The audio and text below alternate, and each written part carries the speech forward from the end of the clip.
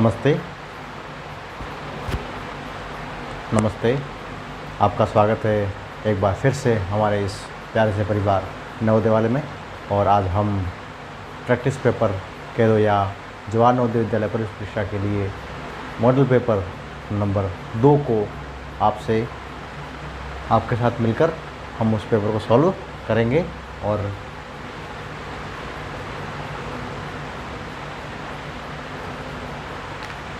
तो लीजिए दोस्तों, बढ़ते हैं हमारे अगले पेपर की ओर, जो कि हमारा मानसिक योग्यता के लिए अंकगणित पोर्शन से हमने आपको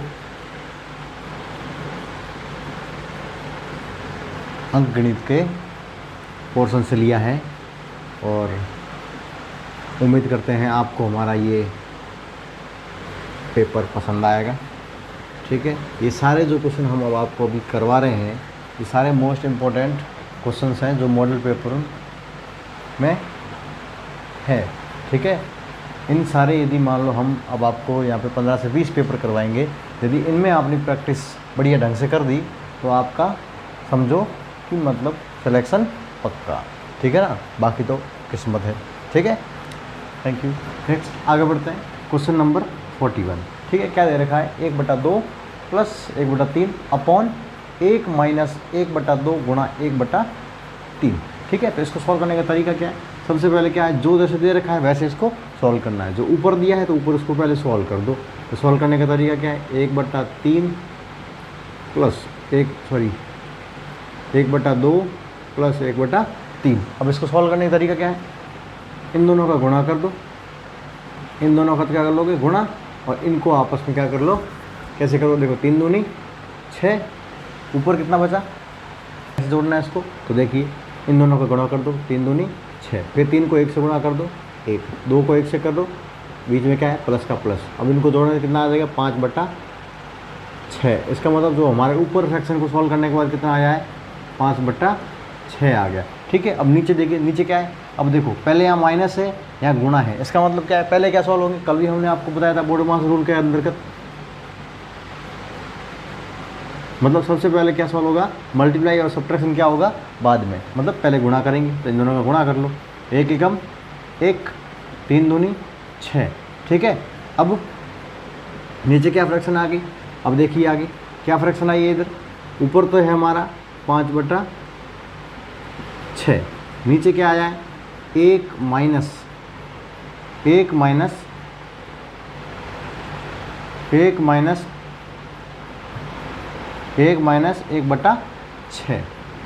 1/6। अब देखिए इसको कैसे घटाएंगे, 6 का पड़ा, एक बार बोलो 6 एकम 6, 6 में से 1 ये घट गया, यहाँ साइन माइनस का है ना, इसलिए इसको क्या करेंगे, घटाएंगे। यदि प्लस का होता तो यहाँ पे इसको जोड़ते। ठीक है, तो 6 एकम 6, 6 में से 1 गया, कितना बचा 5/6।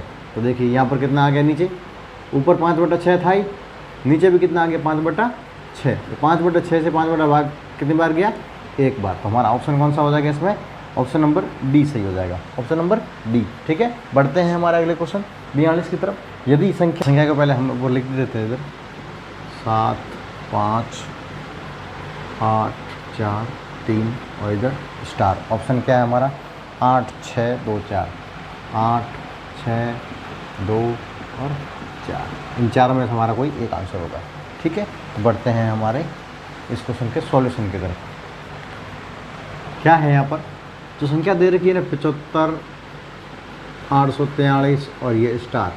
अब इसमें बोल रहा है कि क्वेश्चन क्या था कि भाई इस संख्या के अंदर यहाँ पर क्या रखें, इस संख्या में स्टार की जगह क्या रखें कि ये संख्या 8 से पूरी तरह विभाजित हो जाए। प्रश्न हमारा ये है। तो देखिए 8 का भाज्यता का नियम क्या होता है, 8 का नियम होता है कि लास्ट 3 डिजिट, लास्ट के जो ये 3 डिजिट है ना, ये यदि 8 से पूर्णतः विभाजित होते हैं तो ये पूरी संख्या 8 से विभाजित होगी। इसका मतलब हमें क्या करना है, इस ओनली फॉर 4 3 और यहाँ पर स्टार ले लीजिए, इसको ले लीजिए भाग में, और यहाँ पर है ना, यहाँ पर हमें क्या करना है, इन चारों ऑप्शन में से एक संख्या रखकर देख लेंगे कि इसमें किस संख्या का भाग पूरा जाता है। तो देखिए इधर लिख दिया 8, क्योंकि 8 का चेक करना रूल।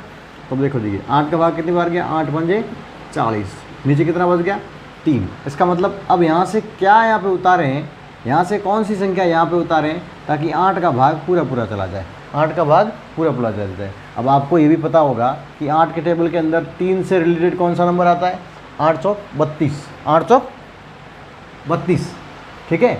अब देखिए 8 का टेबल दीजिए, 8, 16, 24, 32। अब देखिए ये 3 आ रहा है ना, अब 3 के बाद में क्या है 2, तो इसका मतलब इस ऑप्शन को यदि हम यहाँ पे रखें तो यहाँ कितना हो जाएगा 32, और 8 का भाग कितनी बार चला जाएगा, पूरा पूरा चला जाएगा, ठीक है। फिर यदि मान लो अब ये तो देखने वाली बात है कि भाई इसमें यहाँ 2 रखोगे तो इस संख्या के अंदर पूरा पूरा 8 का भाग चला जाए, लेकिन एक बार आप ये चेक कर लीजिए, भाई 8 रखेंगे इधर तो क्या 38 हो जाएगा, लेकिन 8 का भाग कितनी बार जाएगा, 4 बार जाएगा, पीछे हमेशा शेष बचेगा।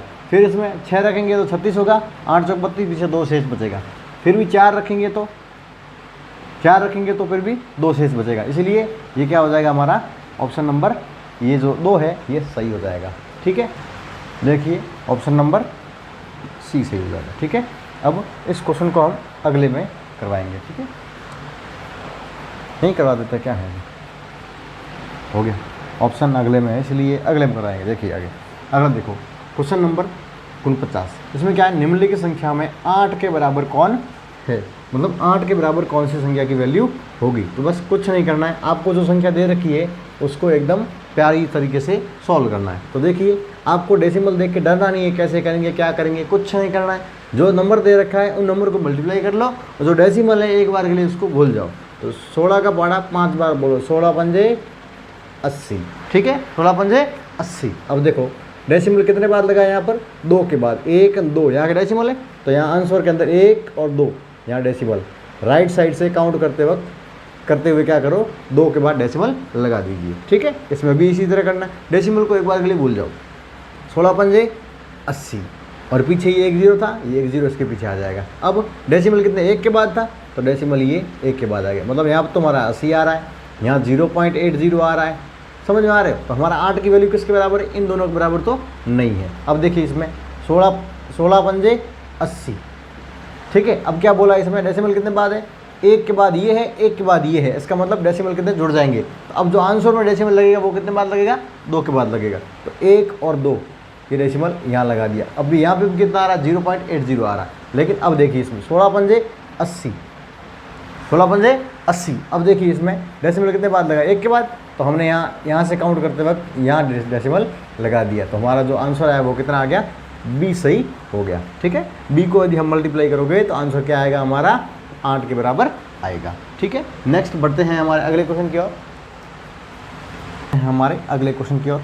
अब इस प्रकार का क्वेश्चन हमने पिछले पेपर में भी आपको सॉल्व करवाया है। उसमें देखिए क्या दिया है, जो फ्रैक्शन दे रखी है उसको क्या करना है, अवरोही क्रम में अरेंज करना है। जो फ्रैक्शन दे रखी है, जो ये भिन्न दे रखी है, इनको अवरोही क्रम में अरेंज करना है। तो कोई बात नहीं, कर दीजिए अभी 3/5,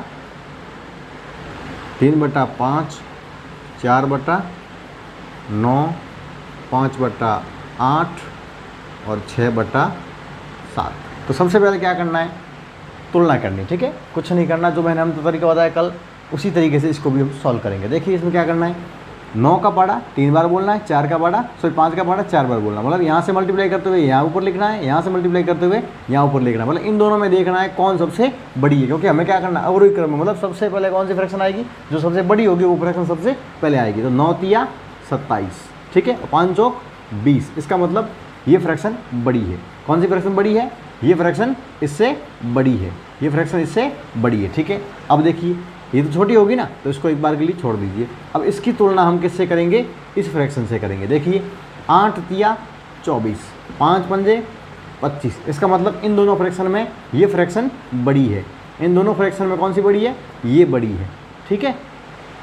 अब आगे देखिए, अब ये फ्रैक्शन बड़ी होगी, अब इन दोनों की तुलना कीजिए, इन दोनों में कौन सी बड़ी है। तो देखिए 7 पंजे 35 और 8 6 48, मतलब ये फ्रैक्शन सबसे बड़ी है, ये फ्रैक्शन सबसे बड़ी है, मतलब इससे बड़ी भी ये है। तो अब देखिए सबसे पहले कौन सी आएगी, सबसे बड़ी आएगी। तो सबसे बड़ी कौन सी है हमारी, 6/7। 6/7 देखिए सब नहीं है, ये एक देखिए 6/7 इसमें है, इसमें भी है, इसमें भी है, लेकिन इसमें नहीं है, तो ये हमारा आंसर कभी नहीं हो सकता, ठीक है। अब देखिए अगला क्वेश्चन, अब हमने जब तुलना की थी तो ये फ्रैक्शन क्या थी, इन दोनों से बड़ी थी, तो हमारी ये आ जाएगी सेकंड नंबर पे 5/8, ठीक है। अब इन इसके बाद में कौन सी बड़ी थी, ये बड़ी थी, ठीक है ना, ये सबसे छोटी थी क्योंकि इन दोनों में ये बड़ी थी, मतलब ये छोटी है, और इन दोनों में से तो ये बड़ी थी। तो देखो ये आ गया 3/5 और अगली हमारी कौन सी आ जाएगी 4/9। तो देखिए 6/5 6/6 5/8 6/7 6/7 5/8 3/5 और 4/9। ऑप्शन नंबर सी सही हो जाएगा, ऑप्शन नंबर सी सही हो जाएगा। नेक्स्ट क्या, उसमें देखिए क्या क्वेश्चन दे रखा है कि 51, क्वेश्चन नंबर 51, 12 तथा 32 के लघुत्तम समावर्ती तथा महत्तम समावर्ती का गुणनफल क्या होगा। अब देखिए बहुत सिंपल क्वेश्चन है, इसमें क्या दे रखा है, दो संख्याएं दे रखी है, एक तो संख्या है 12, एक संख्या है, एक संख्या कौन सी है 12 और दूसरी है 32। अब ये बोला है कि इन दोनों का जो एलसीएम और जो एचसीएफ है उसका गुणनफल क्या होगा। तो मैंने आपको इस पिछले पेपर में एक ट्रिक बताई थी, या फिर एक फॉर्मूला है, एक इक्वेशन है, जिसमें ये कहा गया है कि किन्हीं भी दो संख्याओं का एलसीएम और एचसीएफ का गुणनफल हमेशा उन दो संख्याओं के गुणनफल के बराबर होगा। मतलब number first multiply by number second equals to होता है एलसीएम किसका, उन संख्याओं का, मल्टीप्लाई बाय एचसीएफ। इसका मतलब क्या है, इन दो संख्याओं का जो मल्टीपल होगा वही उन दो संख्याओं का एलसीएम और एचसीएफ का मल्टीपल होगा, मतलब उनका ही गुणनफल होगा। मतलब इन दो संख्याओं का गुणनफल, मतलब 12 और 32 का जो गुणनफल होगा वही इन संख्याओं के एलसीएम और एचसीएफ का गुणनफल होगा। तो हमें कुछ नहीं करना है, 12 और 32 को आप गुणा कर दीजिए, ठीक है, 12 और 32 को क्या कर दीजिए, गुणा कर दीजिए। 12 दूना 24 का 4 हासिल का 2, 12 दिया 36, 36 और 2 38, मतलब 384 इसका आंसर हो जाएगा। 384 ऑप्शन नंबर ए, ठीक है। नेक्स्ट बढ़ते हैं हमारे अगले क्वेश्चन की ओर। अब देखिए जो वो क्वेश्चन हम पीछे छोड़ के आ रहे थे उन्हीं क्वेश्चन को अभी सॉल्व करना है। राम और श्याम, क्या दे रखा है, राम और श्याम की वर्तमान आयु में क्रमशः 5:8 का अनुपात है, ठीक है। फिर यदि उनकी आयु में 15 वर्ष का अंतर है तो उनकी आयु का योग कितना होगा। अंतर दे रखा है, योग हमको फाइंड करना है, तो बस रेशियो में दे रखा है, तो हमको क्या करना है, उसको मानना पड़ेगा। ये मान लिया राम, ये मान लिया श्याम। अब राम का एज कितना, 5 रेशियो दे रखा है, और इसका कितना है 5:8, ठीक है। राम और श्याम का रेशियो दिया, और अब को क्या बोला है, अंतर मतलब डिफरेंस, अंतर दे रखा है। क्या दे रखा है, अंतर कितना दे रखा है, 15 साल का। कितना दे रखा है, 15 वर्ष का अंतर दे रखा है। आपको बोला है इन दो संख्याओं, इन दोनों राम और श्याम की आयु का योग कितना है, अंतर दे रखा है, आपको योग बताना है, ठीक है। इन दोनों का योग कितना होगा, योग कितना होगा, ठीक है। तो देखिए जो हमारी राम है उसकी परसेंटेज मान लीजिए, परसेंटेज राम की परसेंटेज मान लिया, 5 रेशियो है तो 5x मान लिया, और इसका क्या है, श्याम का कितना है 8 है तो 8x मान लिया, ठीक है। अब हमें क्या बताया गया है, x भी मानने की कोई जरूरत नहीं है, x भी मानने की कोई जरूरत नहीं है। आप बस इतना देख लीजिए इन दोनों में अंतर कितना है, रेशियो में और इन दोनों में अंतर कितना है। 8 में से 5 घटाएंगे कितना आता है हमारा, 3 आता है। इसका मतलब अकॉर्डिंग टू रेशियो है अंतर 3, लेकिन क्वेश्चन कह रहा है कि 15, तो इन दोनों के इक्वल टू में रख लीजिए। 3 की वैल्यू 15 है तो 1 की वैल्यू कितनी आ जाएगी, 15/3, तो 1 की वैल्यू कितनी आ गई 5। इसका मतलब इसके अंदर क्या करो आप, 5 से गुणा कर दीजिए, कितना आ गया 25 आ गया, और इसके अंदर भी क्या करो 5 से गुणा कर दीजिए, तो क्या 8 पंजे 40 आ गया। इसका मतलब इन दोनों की रियल एज कितनी है हमारी, राम की है एज है 25 साल और श्याम की एज है 40 वर्ष। अब इन दोनों को जोड़ दीजिए, देखिए इनमें देखो 15 वर्ष अंतर है कि नहीं, 40 में से 25 जाएगा, कितना आएगा 15 से बचेगा, तो इसका मतलब हम सही जा रहे हैं अभी तक, ठीक है ना। तो देखिए इनको जोड़ दीजिए, 5 और 0 5, 4 और 2 6, मतलब इन दोनों की आयु का योग कितना हो जाएगा 65 वर्ष, ठीक है। एक ये तरीका था, ठीक है। दूसरे तरीके से भी आप कर सकते हैं, x मान के x की वैल्यू फाइंड करोगे, वापस उनको यहाँ ला के रखना पड़ेगा, इन दोनों को फिर एज जोड़ना पड़ेगा। उससे आसान तरीका ये है कि आप इसको अकॉर्डिंग टू दिस क्वेश्चन कर दीजिए, ठीक है। जिस प्रकार हमने आपको समझाया है उस तरीके से आप कर दीजिए, ज़्यादा टाइम नहीं लगेगा, ठीक है। 65 वर्ष था ना, ऑप्शन नंबर बी सही हो जाएगा, ऑप्शन नंबर बी सही हो जाएगा, ऑप्शन नंबर बी। एक व्यक्ति ने, अब अगला क्वेश्चन, एक व्यक्ति ने 12% वार्षिक साधारण ब्याज की दर से कुछ धनराशि उधार ली तथा 6 वर्ष बाद 8,600 रुपये देकर वह ऋण मुक्त हो गया, उसने कितनी धनराशि उधार ली। अब देखिए इसमें क्या क्या चीज़ दे रखी है, रेट ऑफ इंटरेस्ट दे रखी है, रेट मतलब दर दे रखा है, कितना दे रखा है दर 12%, कितना दे रखा है 12%, ब्याज की दर से धनराशि उधार ली कितनी, 6 वर्ष के लिए, मतलब टाइम कितना दे रखा है, 6 ईयर। फिर कितना है, 8,600 रुपये देकर वह ऋण मुक्त हो गया। इसका मतलब देखो, इसने जो रुपए उधार लिए थे ना, उसने कुल रुपए इतने दिए। इसका मतलब जितने उधार लिए वो भी दिया, साथ में ब्याज था वो भी इसमें दिया। तो मतलब ये हमारा क्या है, अमाउंट है, या फिर आप कह दो मिश्र धन। क्या है ये हमारा, ये मिश्र धन है। तो मिश्र धन कितना है, 8,600, 8,600। अब क्या बोला इसने कि कितनी धनराशि उधार ली। इसका मतलब हमको क्या फाइंड करना है, प्रिंसिपल। मतलब कितनी धनराशि उधार ली, इसका मतलब क्या बनना, मूलधन फाइंड करना है। क्या करना है, मूलधन ज्ञात करना है। ठीक है, देखिए आगे क्या करना है हमें।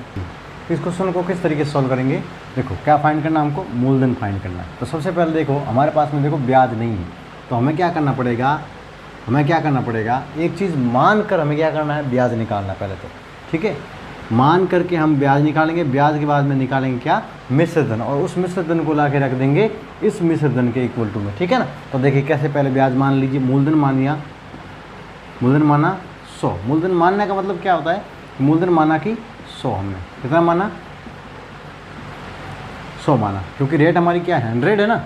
तो मूलधन क्या माना हमने, 100 माना। इसका मतलब इससे हमारा ऐसा ही क्या आएगा, ब्याज कितना आ जाएगा। ब्याज का फॉर्मूला क्या होता है, principal rate into time upon 100। तो देखिए इसे ब्याज कितना आया हमारा, प्रिंसिपल 100, रेट 12, टाइम 6 वर्ष, अपॉन 100। 100 से 100 कट गया, 12 छके 72। इसका मतलब हमारा जो इधर यहाँ से ऐसा ही आया वो कितना आया, 72 आया। इसका मतलब इस अकॉर्डिंग टू माना, हमने जितना माना है ना, इस क्वेश्चन के अकॉर्डिंग जितना 100 माना है ना, उसके अकॉर्डिंग हमारा ब्याज कितना आ रहा, 72। तो इस मानने के अकॉर्डिंग हमारा मिश्र धन कितना हो जाएगा भैया, मूलधन कितना है 100, 100 में क्या कर दो 72, जोड़ोगे तो हमारा क्या आ जाएगा, मिश्र धन आएगा। मतलब 172 क्या आ जाएगा हमारा, मिश्र धन आएगा। 172 क्या आ जाएगा हमारा, मिश्र धन आएगा। तो देखिए जो मिश्र धन दे रखा है ना, इसके बराबर में रख दीजिए 172 को, 172 इक्वल टू 8600। अब एक की वैल्यू फाइंड करेंगे तो 8600 बट्टा 172। अब देखिए इसको आप डिवाइड कीजिए, 2 से ये डिवाइड हुआ, कितनी बार हुआ, 2 से ये किया 8, 8 2 16, फिर एक बच गया 6 2 12, 86 बार। ठीक है, फिर ये 2 से डिवाइड कितनी बार हुआ, 4 3 और डबल जीरो का डबल जीरो, मतलब 4300। ठीक है, अब यहाँ पर कितना है, 4300 बट्टा 86। ठीक है, अब आगे देखिए, अब ये डिवाइड कितनी बार हुआ, 4 और 3 83। अब इसको देखिए, इसका आधा कितना हो जाएगा,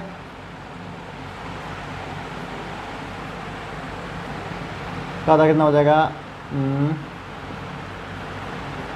2150, क्योंकि 21 2 42 होता है, 100 बच गया, 100 का आधा 50। ठीक है, तो देखिए इसमें कितनी बार भाग गया इसका 2 का, 2150 बार। इसका मतलब यहाँ पर कितना आ गया हमारा, 2150 बट्टा कितना है 43। अब देखिए, अब इसमें क्या करो, 43 क्या है हमारा, प्राइम नंबर है, मतलब इसका हमको क्या देना पड़ेगा, इसमें भाग देना पड़ेगा। तो 43 का टेबल आपको पता होना चाहिए, या फिर मल्टीप्लाई करके आप फाइंड कर सकते हैं। ठीक है, तो 43 बन जाए 43 तो होता ही। अब हमको देखना है कि 43 का पारा 21 में तो जाएगा नहीं, तो 215 में कितनी बार जाएगा। तो अब आप सोचिए 43 को ऐसा मान लीजिए कि 40 है, तो 40 का पारा कितनी बार बोलोगे, 200 के आसपास पहुँचेंगे, तो देखिए 416 मतलब 160। तो 43 का पारा हम बोलेंगे तो 160 के आसपास पहुँच रहे हैं। तो देखिए 43 का पारा 5 बार बोलेंगे तो 5 दिया 15, असल का 1, 5 चौक 20 और 1 21, मतलब 215। 43 का भाग 215 के अंदर पूरा कितनी बार आया, 5 बार, और इस जीरो का एक जीरो लग गया। इसका मतलब हमारे पास में 1 की वैल्यू कितनी आ गई हमारी, 50 आ गई। इसका मतलब हमने माना क्या था हमारा, सॉरी मूलधन कितना माना था हमारा, 100 माना था ना।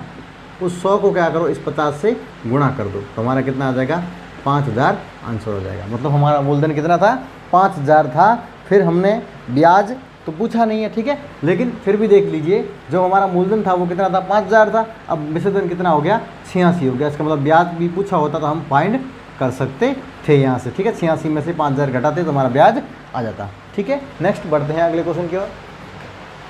5000 ऑप्शन नंबर 20 सही है। ऑप्शन नंबर अगला क्वेश्चन देखिए, एक रेलगाड़ी जिसकी लंबाई 180 मीटर है और दूसरी दिशा से आती हुई रेलगाड़ी जिसकी लंबाई 156 मीटर है को 8 सेकंड में पार कर जाती है। मतलब एक दूसरे को ट्रेन कितने में, 8 सेकंड में पार कर जाती है। यदि पहली रेलगाड़ी की चाल 90 किलोमीटर पर आवर है तो दूसरी रेलगाड़ी की चाल कितनी होगी। तो आपको क्या करना है, एक ट्रेन आ रही है इधर से एक ट्रेन आ रही है इधर से, ठीक है। एक की स्पीड दे रखी है, एक की स्पीड कितनी है 90 किलोमीटर पर घंटा या पर आवर, ठीक है।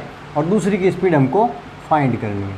दिया क्या क्या रखा है, दोनों की लेंथ दे रखी है, ठीक है। एक रेलगाड़ी जिसकी लंबाई कितनी है 180 मीटर है, ठीक है। दूसरी रेलगाड़ी जिसकी लंबाई कितनी है 156 मीटर है, ठीक है। और दोनों को पार करने में समय लग रहा है 8 सेकंड का। कितना टाइम लग रहा है 8 सेकंड में दोनों एक दूसरे को पार कर जाएगी, ठीक है। हमें क्या करना है, इसकी स्पीड फाइंड करनी है। तो स्पीड अब देखो, कोई दो रेलगाड़ी आमने सामने से आ रही है, मतलब एक इधर से आ रही है, एक इधर से आ रही है। तो जब इन दोनों का समय फाइंड करेंगे तो समय फाइंड करने का फॉर्मूला होता है दोनों की लंबाई, दोनों ट्रेन की लंबाई, दोनों ट्रेन की लंबाई बट्टा दोनों की स्पीड। लेकिन स्पीड कैसे करेगी, दोनों की स्पीड क्या करेगी, जुड़ेगी। स्पीड क्या करेगी, दोनों की इसमें जुड़ेगी, ठीक है ना। क्योंकि ये मतलब दोनों एक दूसरे को पार करेंगे, ऐसा तो नहीं है एक पार करेगा। तो दोनों स्पीड काम करेगी इसके अंदर, इस डिस्टेंस को कवर करने के लिए दोनों स्पीड काम करेगी। इसका मतलब दोनों जुड़ जाएगी, ठीक है ना। दोनों क्या कर जाएगी, इसमें जुड़ जाएगी, ठीक है ना, ठीक है। दोनों क्या करेगी, इसमें जुड़ जाएगी। इसका मतलब क्या आ जाएगी, जुड़ेगी, ठीक है ना।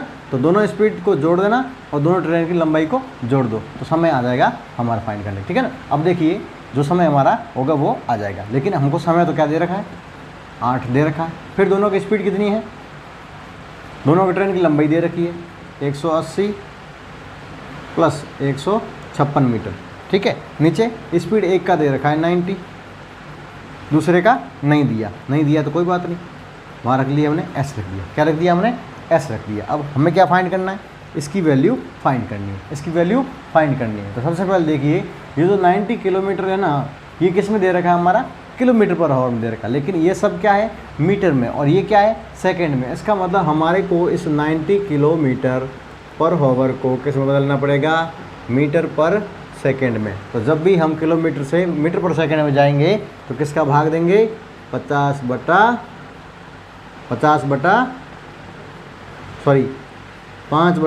18। 5/18 से क्या करोगे, इसको गुणा करेंगे। 90 को क्या करोगे 18 से गुणा करोगे तो 18 पंजे 18 से कट गया ये 5 बार, 5 पंजे 25। इसका मतलब 25 मीटर पर सेकंड की स्पीड है उस ट्रेन की, ठीक है ना। तो हमें यहाँ पर क्या रखना है, हमको 25 रखना, ठीक है। अब क्या करना है, हमको कुछ नहीं करना है, इस एस की वैल्यू फाइंड करनी है।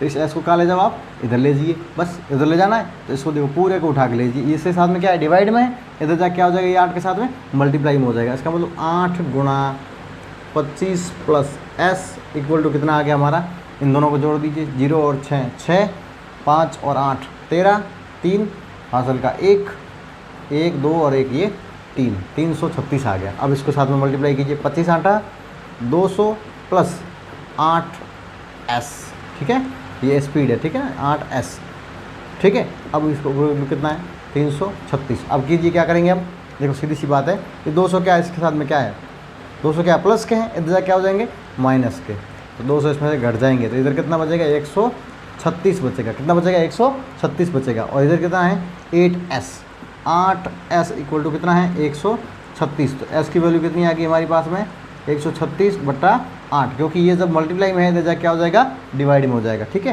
तो इसमें देखिए क्या करेंगे, अब 8 का भाग इसमें कितनी बार जाएगा, देखिए 8 दूनी 16, एक बार गया 8, पीछे कितना बच गया 5 और ये 56, 8 7 56, कितना आ गया 17 मीटर पर सेकेंड दूसरी ट्रेन की स्पीड आ गई हमारे पास में। दूसरी ट्रेन की स्पीड कितनी आई हमारे पास में 17 मीटर पर सेकेंड। कितनी आई 17 मीटर पर सेकेंड। अब ऑप्शन क्या कह रहा था 17 मीटर पर सेकेंड। ऑप्शन नंबर सी सही हो जाएगा, ऑप्शन नंबर सी सही हो जाएगा। नेक्स्ट बहुत सिंपल क्वेश्चन दे रखा है 48 गुणा 24 भाग 12 प्लस 12 प्लस 12 प्लस 12, 3 12 जुड़ गया 7, ठीक है। इसका व्यंजक मान कितना होगा। रूल के अकॉर्डिंग सबसे पहले क्या करें BODMAS, सबसे पहले ब्रैकेट, ब्रैकेट है नहीं, उसके बाद ऑफ, ऑफ है नहीं, तो डिवाइड दे रखा, तो डिवाइड सॉल्व करो सबसे पहले। 12 का भाग 24 में कितनी बार गया 2 बार, प्लस का प्लस, 12 का 12, 12 का 12, 12 का 12, फिर इधर मल्टीप्लाई का मल्टीप्लाई, 48 का 48। अब डिवाइड के बाद क्या सोल्व होता है, मल्टीप्लाई, तो बस मल्टीप्लाई कर दीजिए। 2 2 का 2 चौ 10 2 8 16, असल का 1, 48 गुना कितना होता है 96 होता है। कितना होता है 96, प्लस का 12 प्लस का 12, अब जोड़ दीजिए इसको, 12 12 कितने हुए 24, 12 12 कितना हो गए 24, इस 24 को इसे जोड़ दीजिए।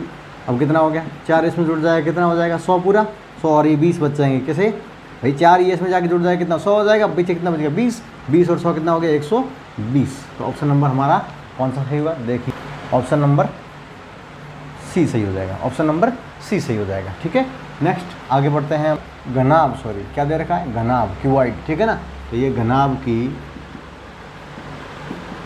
लंबाई कितने दे रखी, 14 और 12 मीटर चौड़ाई। ठीक है, हमको क्या फाइंड करनी है, हाइट, ऊंचाई फाइंड करना है। ठीक है, और इसका आयतन, वॉल्यूम या आयतन लिख लीजिए। कितना दे रखा आयतन 1680, 1680 क्या दे रखा है, इसका आयतन दे रखा, वॉल्यूम दे रखा है। देखिए बहुत आसान तरीके से करेंगे।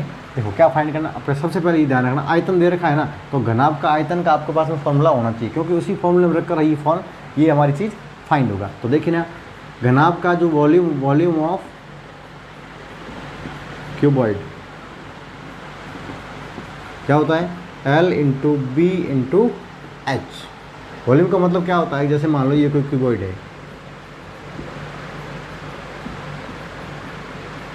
ये क्यूबॉइड है, मतलब इसके अंदर ये टोटल कितना, इस बॉक्स के अंदर कुल कितना, कोई भी वाटर या जो भी पानी है, घी है, या फिर कोई भी चीज़ इसमें डालेंगे तो कितना आएगा, वो उसका क्या होता है, वॉल्यूम होता है। तो देखिए वॉल्यूम फाइंड करने का सीधा सा फॉर्मूला, या एक तरीके से इस रेक्टेंगल के ऊपर रेक्टेंगल, रेक्टेंगल के ऊपर रेक्टेंगल, रेक्टेंगल के ऊपर रेक्टेंगल रखते जाओ, तो हमारा क्या बन जाएगा, एक तरीके से डिब्बा बन जाएगा। ठीक है, तो हमें क्या करना है, जो ये रेक्टेंगल का एरिया है उसको क्या करो, हाइट से क्या कर दो, गुणा कर दीजिए, तो हमारा क्या आ जाएगा, वॉल्यूम आ जाएगा। ठीक है, तो देखिए अब हमें क्या दे रखा है, एल और लंबाई दे रखा है, मतलब लंबाई और चौड़ाई दे रखी है। लंबाई और चौड़ाई कितनी है, एक दे रखी है 14, एक दे रखी है 12। हाइट हमको दी नहीं, तो एच रख दीजिए उसकी जगह।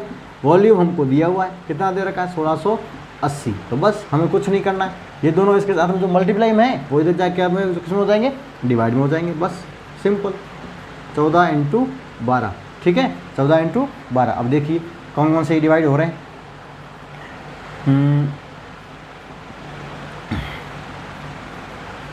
2 से कट गया 6 बार, ये 2 से कट गया 840, 840 कम, 1680 का आधा कितना होता है 840।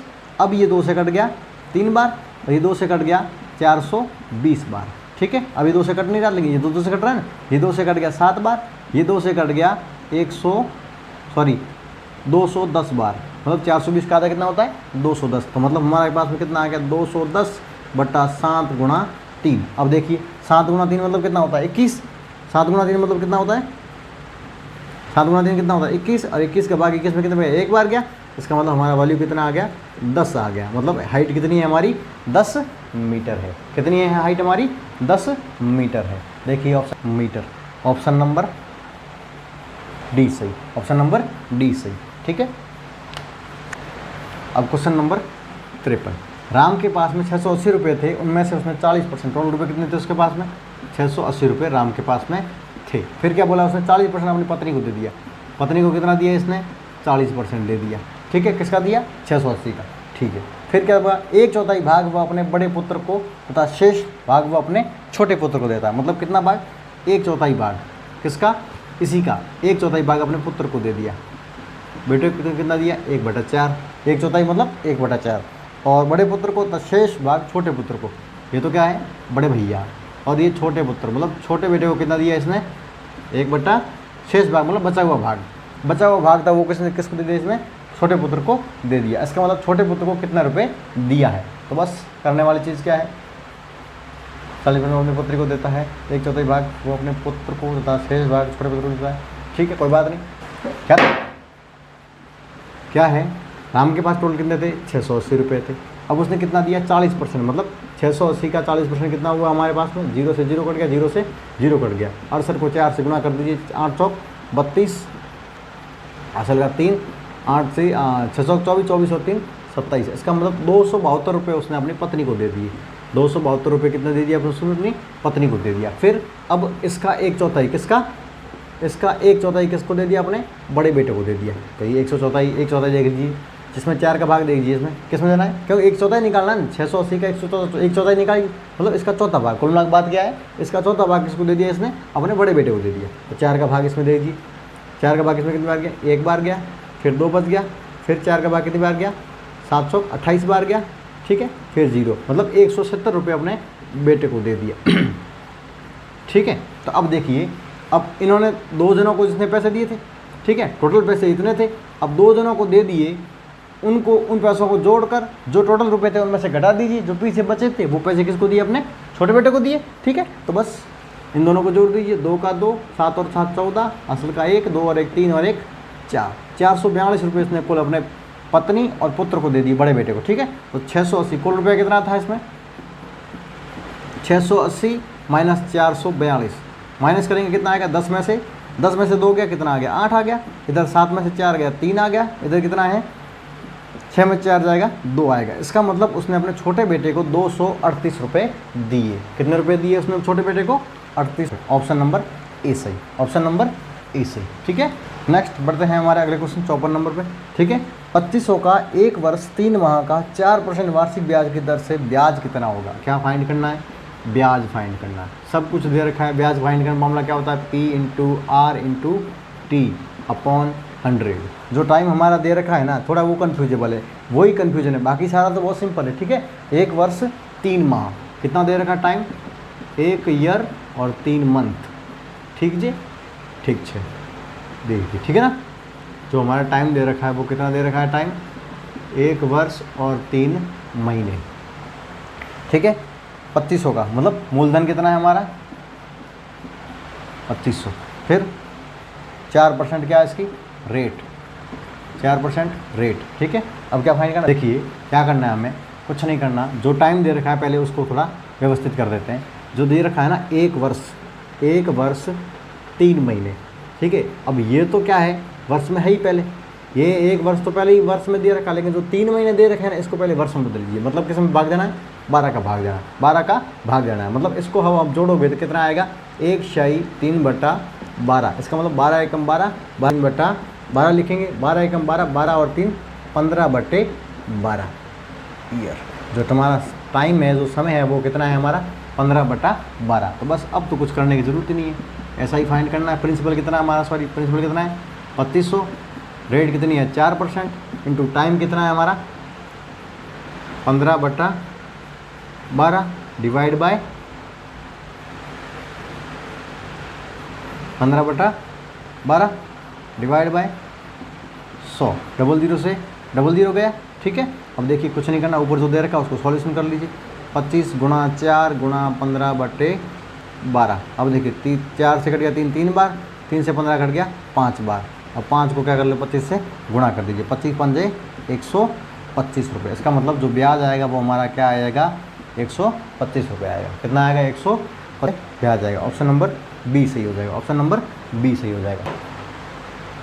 इसमें देखिए कौन कौन से क्वेश्चन जो हम सॉल्व करके आ चुके हैं।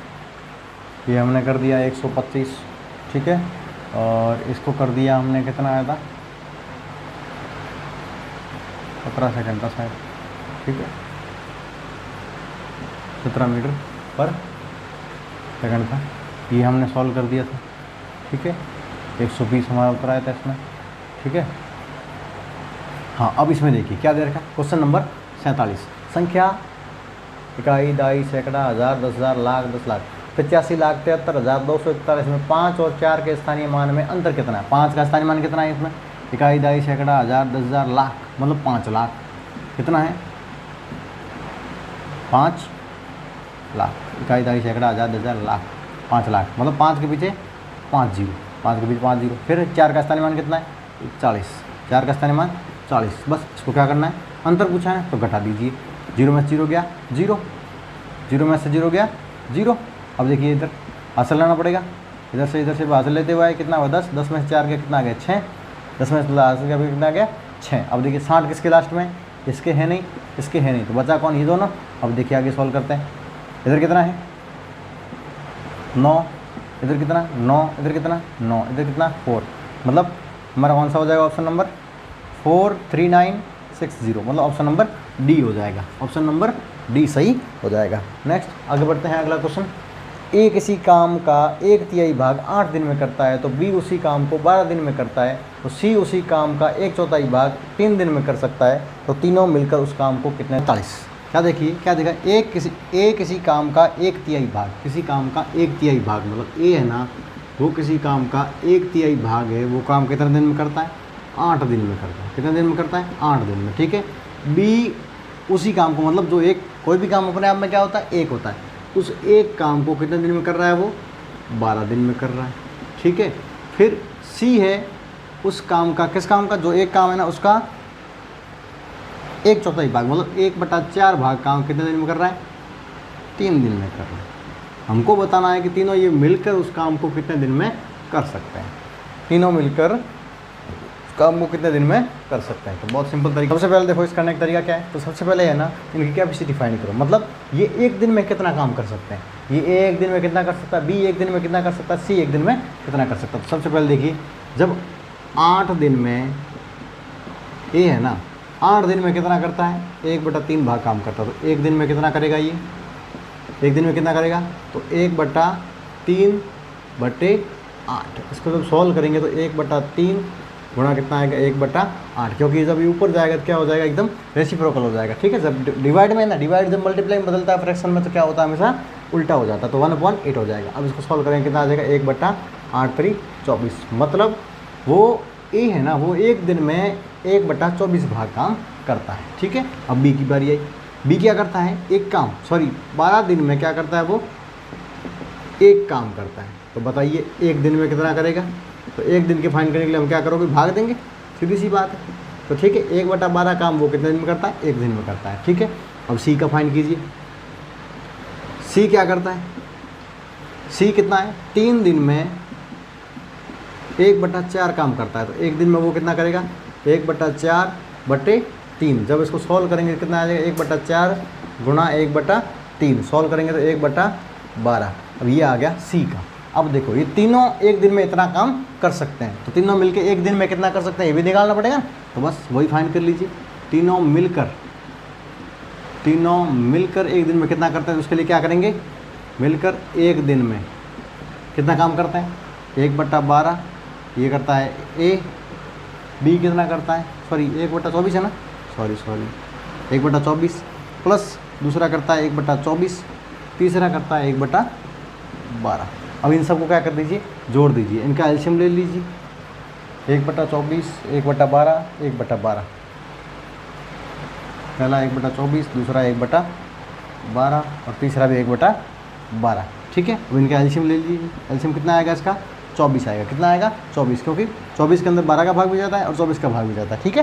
तो देखिए इसका एलसीएम निकालो तो कितना आएगा, 24 ही आएगा। 24 का भाग 24 में कितना, एक बार 1 गुणा 1 प्लस 12 का भाग 24 में 2 बार गुणा 1 प्लस 12 का भाग 24 में कितना गया, 2 बार, 1 हुआ 1, 1 2 और 2, 2 और 2 4 और 1 5 बट्टा कितना आ गया 24, 5/24। अब देखो समझने वाली बात यहाँ पर है, अब हमें क्या निकालनी है कि ये जो एक काम था ना, ये तीनों मिलकर उस एक काम को कितने दिन में कर सकते हैं, मतलब हमें क्या निकालनी है, दिनों की संख्या। क्या निकालनी है, दिनों की संख्या, ठीक है। दिनों की क्या निकालनी है, संख्या निकालनी। तो हमेशा ध्यान रखना कुल काम कितना है हमारा, दिनों की संख्या निकालने का फॉर्मूला क्या है, कुल काम बटे में एक दिन का काम, एक दिन का काम, ठीक है। तो बस उस तरीके से हम इसको सॉल्व करेंगे। अब देखिए इसको अब हम थोड़ा रिमूव कर दीजिए, ठीक है, रिमूव कर देते हैं ताकि सॉल्यूशन हो जाए। देखिए क्या है, दिनों की संख्या निकालनी, तो कुल काम कितना हमारा, कोई भी काम अपने आप में क्या होता है, एक होता है। अब हमने जो अभी फाइंड किया उसका मतलब क्या है कि तीनों मिलकर एक दिन में कितना काम करते हैं ये। अब एक दिन का काम का भाग देना पड़ेगा, तो 5/24 काम करते हैं। अब देखिए जब हम इसको सॉल्व करेंगे तो जब ये 1 है, ठीक है, तो ये जो ऊपर जाएगा तो क्या हो जाएगा 24/5, ठीक है। अब ये 24 का 24 हो गया। अब इसमें इसका भाग दे दीजिए, 1 को गुणा करेंगे 24 से क्या आ गया 24 आएगा, और 5 का 5। अब देखिए 5 का 48।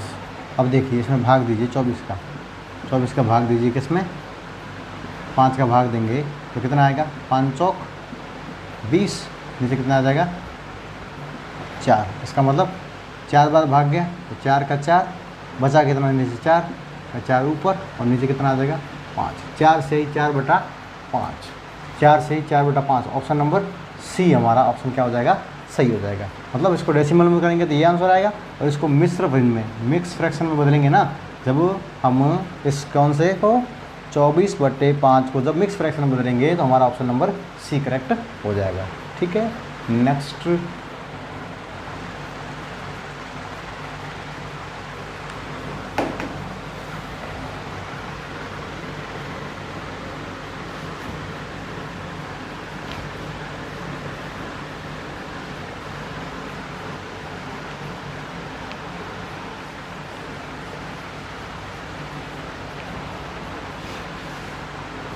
अब देखिए अगला क्वेश्चन क्या है, ये है अगला क्वेश्चन। ठीक है, इसका कितना 4 से 4/5 आंसर था। ठीक है, अब देखिए यदि 5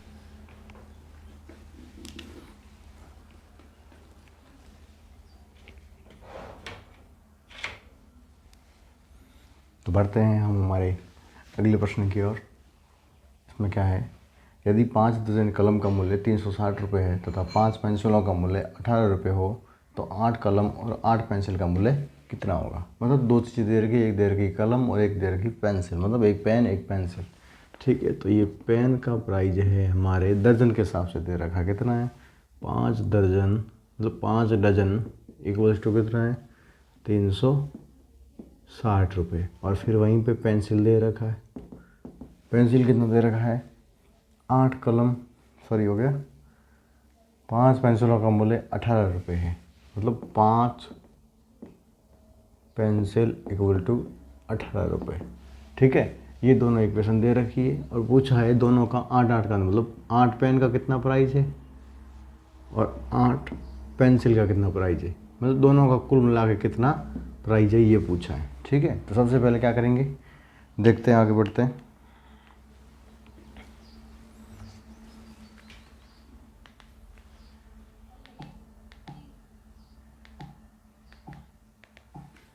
देखिए क्या करना है, वो देखिए दर्जन दे रखे हैं तो एक दर्जन में कितने होते हैं, एक दर्जन में 12 होते हैं, तो 5 दर्जन में कितने हो जाएंगे, तो 5 गुणा 12 मतलब कितना हो जाएगा 60 पेन, मतलब 60 पेन का मूल्य है 360। तो एक पेन का कितना आ जाएगा, जब भी एक की वैल्यू फाइंड करेंगे क्या करेंगे, डिवाइड करेंगे 360/60, 0 से 0 गया, 6 से कटा 6 बार, मतलब एक पेन का कितना मूल्य आ गया हमारा 6 रुपये। अब हमें कितना का फाइंड करना था 8 पेन का, तो 8 पेन का मूल्य फाइंड करने के लिए एक की वैल्यू को 8 से गुणा कर दीजिए, 8 6 48 रुपये, मतलब 8 पेनों के रुपये तो हमारे पास में आ गए। अब दूसरी बात है जो इधर इसमें क्या दे रखा है, 5 पेंसिल का मूल्य 18 रुपये है, मतलब 5 पेंसिल का मूल्य 18 है, तो एक पेंसिल का मूल्य कितना आ जाएगा, क्योंकि हमें अल्टीमेटली फाइंड क्या करना है 8 पेंसिल का मूल्य फाइंड करना है। ठीक है, तो देखिए एक पेंसिल का मूल्य कितना हो जाएगा 18/5। ठीक है, अब कितने का फाइंड करना है 8 का, तो 8 पेंसिल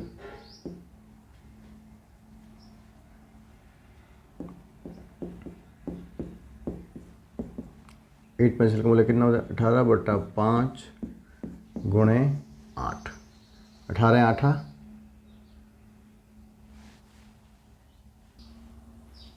तो देखिए इसमें क्या कहा है 8 कलम और 8 दर्जन का वैल्यू कितना होगा। 8 कलम का तो हमने फाइंड कर लिया 48 रुपये। ठीक है, अब क्या फाइंड करना हमको 8 दर्जन का, मतलब 8 दर्जन पेंसिलों का मूल्य कितना होगा। अब देखिए एक पेंसिल का मूल्य आ गया है, एक पेंसिल का मूल्य आ गया है, तो हमें क्या पूछा इन्होंने कि भैया 8 दर्जन पेंसिल का मूल्य कितना होगा। तो एक दर्जन के अंदर कितनी होती पेंसिल, एक दर्जन में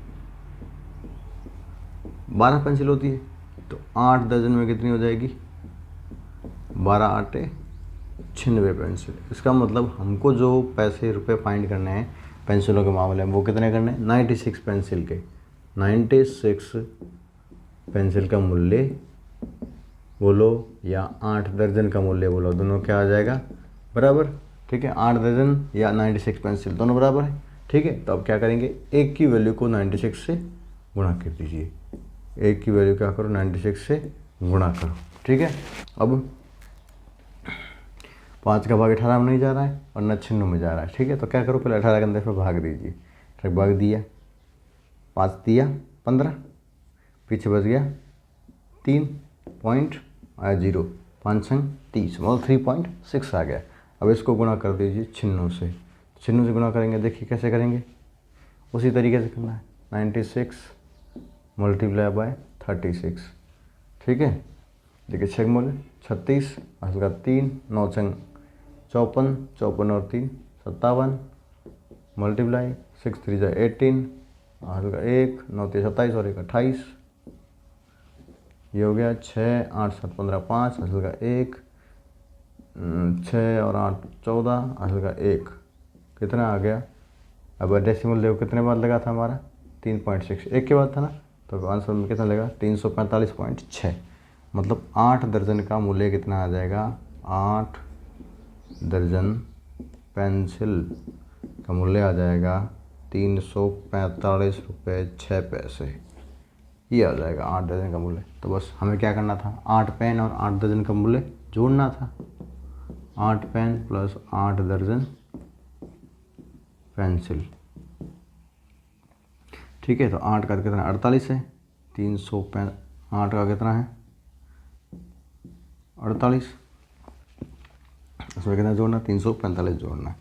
तो ये 345, पीछे कितना है 6 का 6, 8 और 5 13 का 3, असल का 1, 4 और 4 1 8 और 1 9 और 3 का 3, 393.6 पैसे।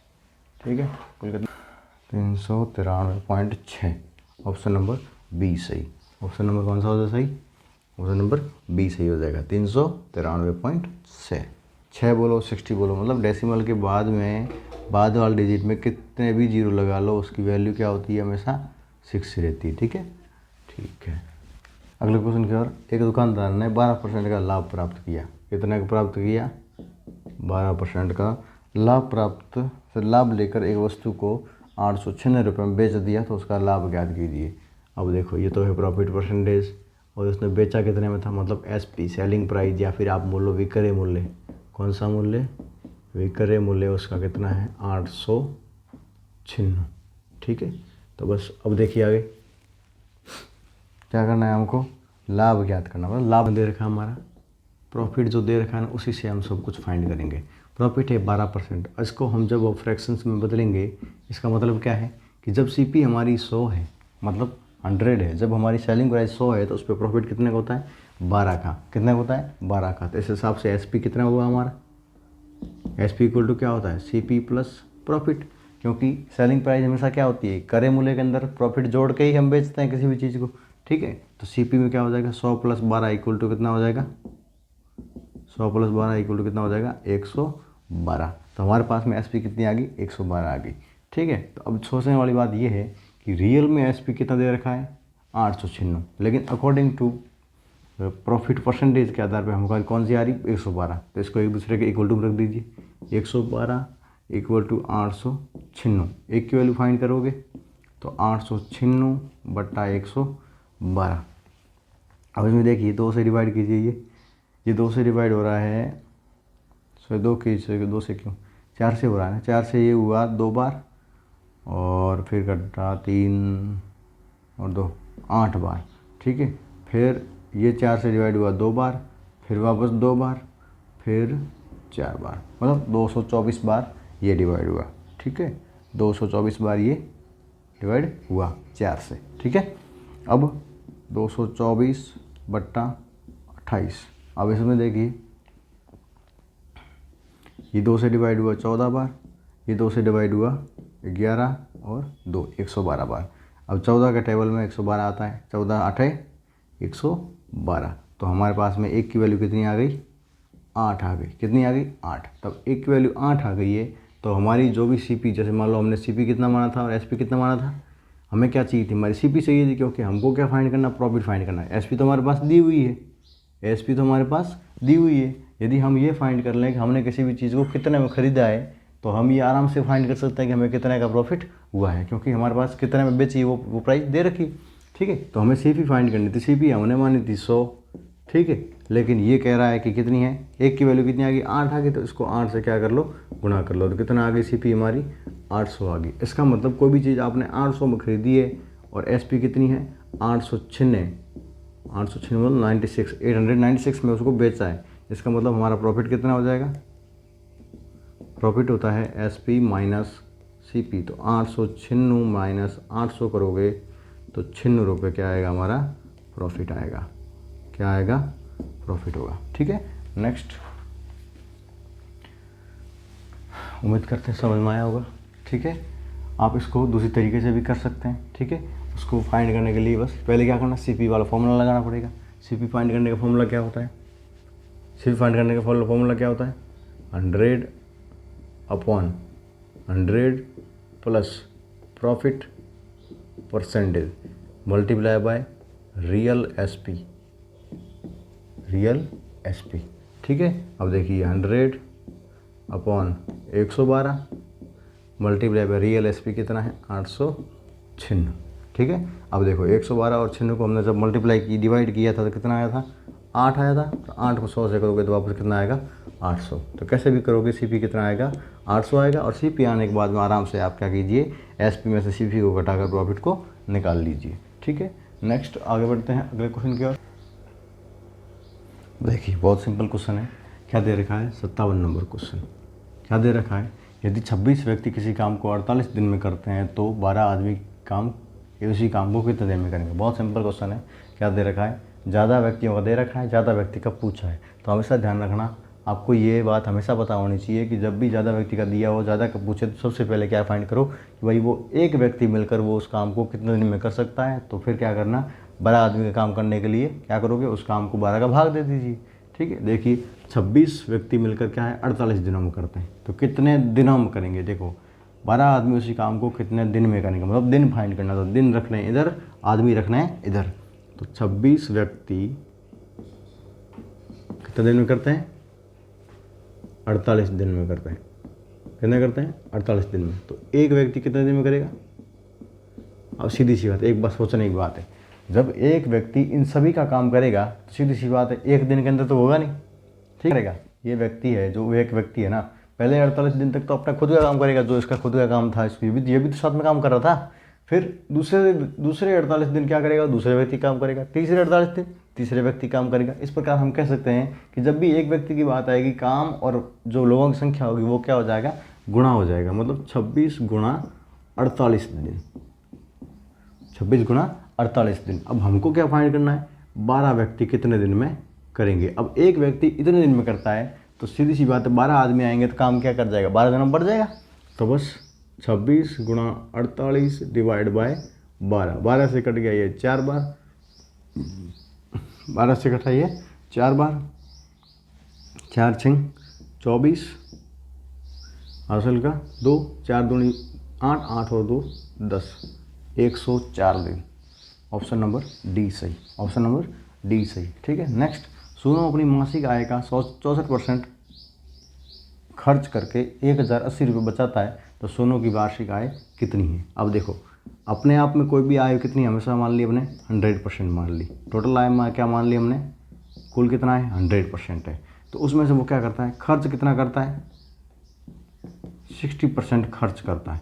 इसका मतलब बचाता भी कितना होगा, तो इसको इससे माइनस कर लो। भाई 60% खर्च कर रहा है, इसका मतलब इसका उल्टा। अपने आप में टोटल में 100% कितना होता है, 100 होता है। कोई भी आय कितनी होती है 100% होती है। अब उसमें से 64 खर्च कर रहा है, इसका मतलब 36 क्या करेगा, वो बचाएगा। ठीक है, तो 36 बचत करता है, लेकिन हमको इसने बोला है खर्च करके कितना 1080 रुपये बचाता है।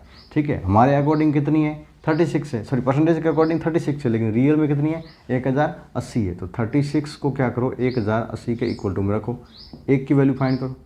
ठीक है ना, क्योंकि 36% की वैल्यू हमको पता है। ठीक है, और 1% की वैल्यू फाइंड कर लीजिए, क्योंकि हमें क्या फाइंड करना है 100% की वैल्यू फाइंड करना है। कुल आय कितनी है हमारी 100% है। तो क्या बोला, सोनू की वार्षिक आय कितनी है, आय पूछा है ना, तो बस 36% की वैल्यू हमको दी हुई है। 36% बराबर 1080 दे रखा है, हमें क्या फाइंड करना है 100% की वैल्यू फाइंड करनी है। तो जिस प्रकार यहाँ पर 26 व्यक्ति का दे रहा था, 12 व्यक्ति का फाइंड करना था ना, उसी प्रकार यहाँ पर क्या करना है, 36% का दे रखा है, 100% का फाइंड करना। ठीक है, तो एक की वैल्यू कितना हो जाएगा, 1080 डिवाइड बाय 36। ठीक है, अब इसमें कितना हो जाएगा, इसको जब डिवाइड करोगे 2 से कट गया 18 बार, ये 2 से कट जाएगा 5040, 1080 है ना, सॉरी 540। ठीक है, 540। अब देखिए आगे, 18 का भाग 54 में कितनी बार गया, 3 बार। इसका मतलब एक की वैल्यू कितनी आ गई हमारे पास में, 30 आ गई। 30 आ गई तो 100 की वैल्यू कितनी, 100% की वैल्यू फाइंड करनी है, तो 100 मल्टीप्लाई बाय 30 इक्वल टू कितना आ गया हमारे पास में, 3000। कितना आ गया, उसकी 3000 आई, वो क्या है इसकी, क्योंकि देखो आय किसकी, मासिक दे रखा है, मासिक में वो 100% खर्च करता है और 36% बचाता है। ठीक है ना, तो ये मासिक के दे रखा है। हमको कितना पूछा इसने, सोनू की वार्षिक आय कितनी है, तो वार्षिक आय मतलब एक साल की आय कितनी है, तो एक महीने की हमने फाइंड कर ली, मंथली कितनी है 3000 है, तो 12 महीना का फाइंड कर, देखो एक महीने की कितनी है 3000 है, और 12 महीना की फाइंड करनी है तो 12 से क्या कर लो, गुणा कर लो। ठीक है, तो 12 तिया 36 और 3 0 का 30, 36,000 इसका क्या हो जाएगा, आंसर हो जाएगा। ठीक है, नेक्स्ट पढ़ते हैं अगले क्वेश्चन की ओर। देखिए 1 से लेकर 30 तक कुल कितनी अभाज्य संख्याएं हैं, तो 1 से लेकर 30 तक देखिए, एक तो देखो न तो अभाज्य संख्या है न भाज्य संख्या है, तो एक को तो काउंट नहीं करना। उसके बाद में 2, तो उसके बाद में 3, उसके बाद में 5, उसके बाद में 7, उसके बाद में 11, 11 के बाद 13, 13 के बाद में 17, 17 के बाद 19, फिर 23 और 29, 23 और 29। ठीक है, 1 2 3 4 5 6 7 8 9 10, कितनी अभाज्य संख्या है इसमें, 10 अभाज्य संख्या है। तो देखो अब आपको समझने वाली बात ये है कि आपको कैसे याद रखना है कि ये कितनी संख्याएं होती है। तो सबसे पहले देख लीजिए, एक बात हमेशा ध्यान रखना, पहचान करने का तरीका ये है, 1 से लेकर 10 तक के बीच में आप याद कर लीजिए। ठीक है, कौन कौन सी अभाज्य संख्या है, कौन सी नहीं है, क्योंकि हमको पता है 1 के अंदर किसी और संख्या का भाग नहीं जाता, 3 के नहीं जाता, 5 के अंदर नहीं जाता और 7 के अंदर नहीं जाता। ये चीज़ याद कर लीजिए आप।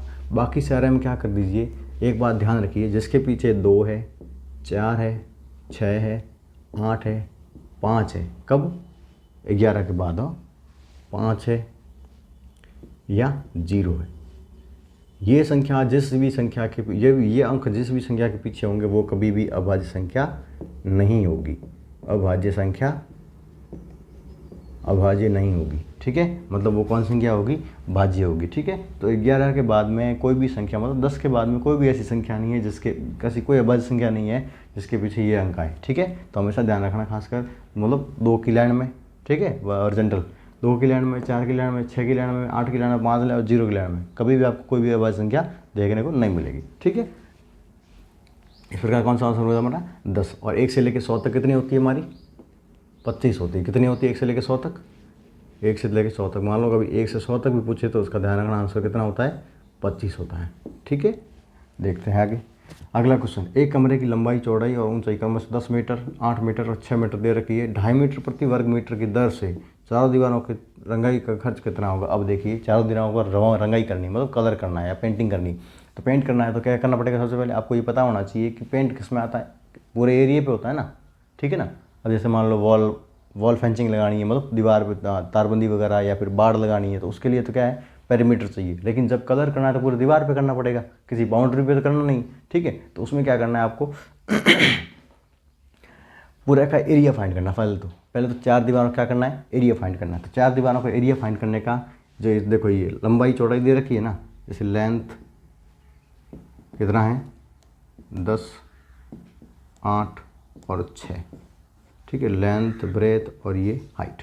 हमेशा ध्यान रखना पेरीमीटर होता है, सॉरी 4 दीवारों का क्षेत्रफल क्या होता है, एक आयत का परिमाप गुणा उसकी हाइट, क्योंकि बढ़ता जा रहा है ना ऊपर, परिमाप ही तो है, बाउंड्री है वो ऊपर बड़ी और क्या हुआ। ठीक है, तो हमें क्या करना है, इसका फॉर्मूला क्या होता है 2 × L + B, 2 × L + B गुणा हाइट। किसी भी क्यूबॉइड शेप या फिर घनाभ आकार का कोई भी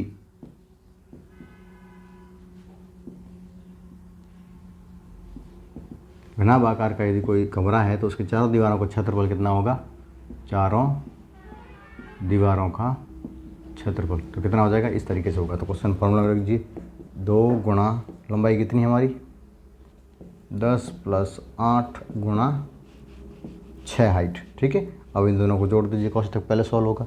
तो 10 और 8 18, 18 दूना 36, 36 को मल्टीप्लाई किया 6 से, 6 मग 36, हासिल का 3, 36 18 और 3 21, 216 कितना आया एरिया इसका, 216 आ गया एरिया। एरिया कितना आ गया, 216 आ गया। अब जब एरिया 216 आ गया है तो हमें क्या फाइंड करना है कि 1 वर्ग मीटर एरिया कितना आ गया, 216 मीटर इसको एरिया वर्ग मीटर आ गया, ठीक है। तो 1 मीटर स्क्वायर का खर्चा है हमारा 2.50 रुपये। कितना है, 2.50 रुपये, ठीक है। तो हमें कितने का निकालना है, 216 का निकालना है। तो मल्टीप्लाई बाय 216, ठीक है, मल्टीप्लाई बाय 216। 6 0 0 0, 6 5 30 का 3 0, असल का 3, 6 2 12, 12 और 3 15, ठीक है। गुणे वापस ये पूरा से 0 5 और 2, ठीक है। फिर मल्टीप्लाई का साइन, ठीक है। अब इसमें देखिए 2 का 0 बार गया 0, 2 5 10 का 0, असल का 1, 2 दूनी 4 और 1 5। अब देखिए सॉल्व कीजिए, 0 का 0, अब इन सबको जोड़ दो, 0 का 0, 5 और 5 10 का 0, असल का 1, 1 2 3 और 4 और 5 का 5। मतलब खर्चा कितना आएगा हमारे पास में। अब देखिए डेसिमल कितने 2 के बाद था, तो डेसिमल कितने बाद लगेगा, 2 के बाद लग जाएगा। मतलब खर्चा कितना आएगा, 540 रुपये आएगा। ए हमारा सही आंसर हो जाएगा, ठीक है। अब देखिए हम आपको क्या है, जो ये क्वेश्चन है ना अभाज्य संख्या, इस क्वेश्चन को थोड़ा ढंग से करवाते हैं। देखिए 1 से लेकर 100 तक अलग अलग बताएंगे, ठीक है। तो देखिए 1 से लेकर 10 तक पहले क्या बताऊंगा, पहले जो बताऊंगा वो 1 से 10 तक, मतलब 2 2 3 5 और 7, ये 4 संख्याएं क्या है 1 से लेकर 10 तक। फिर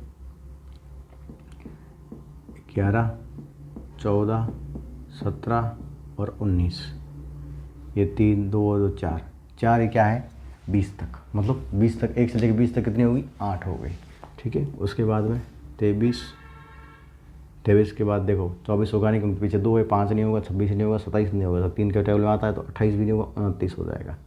तो ये फिर इसमें 2, फिर 31 हो जाएगा, 32 नहीं होगा, 33 नहीं होगा, 34 नहीं होगा, ठीक है, 35 नहीं होगा, 36 नहीं होगा, 37 हो जाएगा। फिर 38 नहीं होगा, 39 होगा, नहीं हो सकता, 40 नहीं हो सकता। तो इसमें भी कितने हैं, 2 हैं। कितने हैं 2 हैं। फिर क्या है 41 है, 43 है, 47 है, ठीक है। 41 43 47, ये 3 इसमें नहीं होगा, ठीक है। 3 क्या है,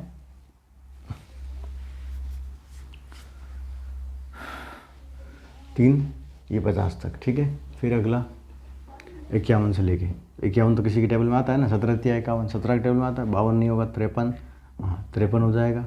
54 नहीं होगा, 55 नहीं होगा, 56 नहीं होगा, 57 नहीं होगा, 29 57 होता है, 58 नहीं होगा, 59 हो जाएगा, ठीक है। 60 तक ये 2 हो जाएंगे, ठीक है। फिर 61 है, 62 नहीं होगा, 63 नहीं होगा, 64 नहीं होगा, 65 नहीं होगा, 66 नहीं होगा, 67 हो जाएगा, ठीक है। फिर 68 और 69 दोनों नहीं होगा, 69 के अंदर 3 का भाग पूरा जाता है, इसलिए वो नहीं होगा, ठीक है। अब अगला क्या है हमारा 70 से, तो 70 में देखिए 71 नहीं होगा, 72 होगा, 71 होगा, 72 नहीं होगा, 73 नहीं होगा, 73 होगा। फिर 74 नहीं, 75 नहीं, 76 नहीं, 77 नहीं, 78 नहीं, 79 होगा, ठीक है। तो हमारे 3 तो क्या हो जाएगा 70 तक हो जाएंगे। फिर 81 में देखिए 81 नहीं होगा, 81 में 3 का भाग पूरा बढ़ जाता है, क्योंकि 8 और 1 9, 9 के अंदर 3 का भाग जाता है, इसका मतलब पूरे के अंदर 81 के अंदर पूरे का भाग जाएगा, ठीक है। तो फिर क्या हो जाएगा 82, तो 82 के अंदर पीछे 2 है, तो 83 में जाएगा, ठीक है। फिर 84 में जाएगा, 85 में जाएगा, 86 में जाएगा, 87 में जाएगा, ठीक है। फिर 88 में जाएगा, लेकिन सॉरी 87 में जा रहा है ना, 8 7 15, 15 के अंदर 3 का भाग जाता है, इसका मतलब 87 के अंदर नहीं जाएगा। तो अगला कौन सा है 89 के अंदर जाएगा, 2 ये और इधर ये है 97 1। अब देखिए 2 4 4 8 8 2 10 10 2 12 12 और 3 15, 15 और 2 17 17 और 2 19 और 3 22 22 और 2 24 और 1 25। हाँ, अब देखिए कितनी होगी टोटल संख्या, कितनी होगी हमारी 25 आ गई। ठीक है ना। तो बस इस तरह आपको याद रखना है। मोबाइल नंबर याद करना चाहो उस तरीके से याद कर लो, 4 4 2 2 3 2 2 4 4 2 2 3 2 2 3 2 1 कॉम्बिनेशन में याद कर लो, 4 4 2 2 3 2 2 2 3 1 1 2 3 4 5 6 7 8 9 10। ठीक है, ये सारी संख्याएं की अभाज्य गुणनखंड संख्याओं की संख्या है, मतलब कितनी संख्या किसके बीच में आती है। ठीक है, बेस्ट ऑफ लक। एंड हमारा ये पेपर आप ज़्यादा से ज़्यादा लोगों को शेयर कीजिए ताकि हमें और भी इस प्रकार के पेपर बनाने का मोटिवेशन मिले। और उम्मीद करते हैं हमारा ये पेपर आपको समझ में आ गया होगा। यदि कोई क्वेश्चन समझ में नहीं आता है तो आप हमें कमेंट करके बता सकते हैं। ठीक है, thank you, best of luck.